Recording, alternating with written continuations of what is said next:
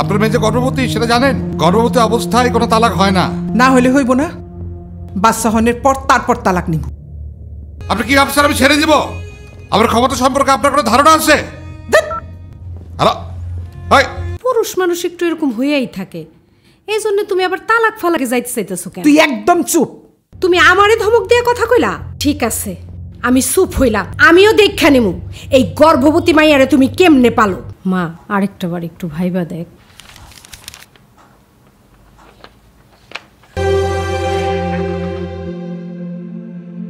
পাখি তুই এত রাইতে?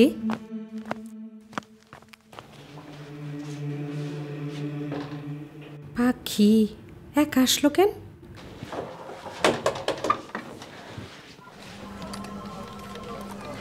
আপনার মেয়ে আমার অনুমতি ছাড়া আমার বাড়ি থেকে যায় কিভাবে? আমি করিম পাঠাচ্ছি, ওদের এক্ষুনি চলে আসে। আমার মেয়ে যাইব না। তার মানে কি আপনি কি আপনার মেয়ের তালাক নিতে চান? প্রয়োজনে তালাক নিব। ওইগুলি এখানে চলবে না। আপনার মেয়ে যে গর্ভবতী সেটা জানেন? গর্ভবতী অবস্থায় কোনো তালাক হয় না। না হলে হইব না, বাচ্চা হনের পর তারপর তালাক নিব। তারপরও আমার মেয়ে ওই নরকে যাইব না। আপনি কি ভাবছেন? আপনি কি ভাবছেন আমি ছেড়ে দিব? আমার ক্ষমতা সম্পর্কে আপনার কোনো ধারণা আছে?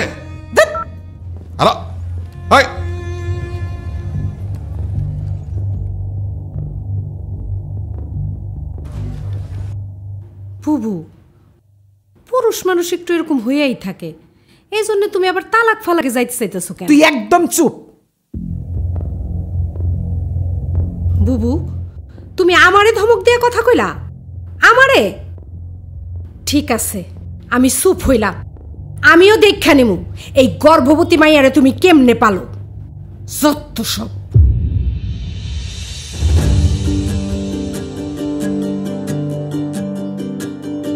মা বলল আমি নাকি নরক থেকে মুক্তি পেয়েছি।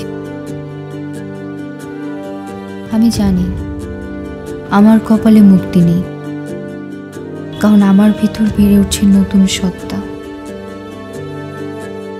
বিপদ আমার পিছু ছাড়বে না, আমি আবার বন্দী হয়ে গেলাম।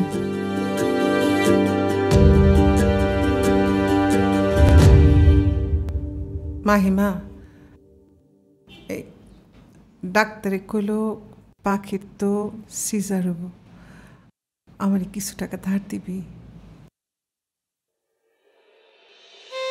না না নানু, খিদা লাগছে, খিদা লাগছে, খিদা লাগছে নানুমণি, খিদা লাগছে।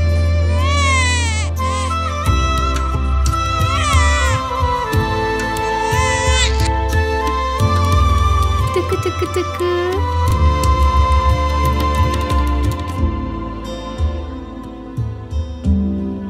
শেষমেশ ডিভোর্সের সিদ্ধান্তটা তাইলে নিয়েই নিলি। এটা না কইরা একটু মাইনা চললে কি হইতো? এটা তো তোর জন্যই ভালো হইতো। পাখি, মা, আরেকটা বার একটু ভাইবা দেখ।